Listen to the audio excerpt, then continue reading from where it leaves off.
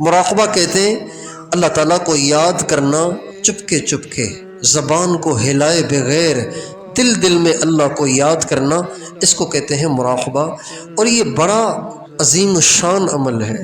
ہمارے نبی کا ارشاد ہے، ایک گھڑی کا مراقبہ 80 برس کی عبادت سے بہتر ہے۔ تھوڑی دیر ہمیں 20 منٹ صبح 20 منٹ شام ہمیں مراقبہ کرنا ہے۔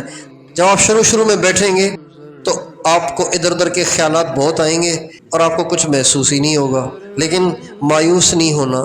جب آدمی یکسوئی کے ساتھ آنکھیں بند کر کے بیٹھتا ہے تو اس کی زندگی کے کیے ہوئے سارے کام دل کی اسکرین پہ ظاہر ہوتے ہیں۔ اس لیے پریشان نہیں ہونا، یہ اپنی ہی کی ہوئی کمائیاں ہیں جو آنکھیں بند کرنے کے بعد نظر آتی ہیں اور دماغ میں آتی ہیں، لہٰذا اب یہ آہستہ آہستہ ڈیلیٹ ہوں گی آپ کی میموری سے، اس کے بعد پھر اللہ کی طرف دھیان پیدا ہوگا۔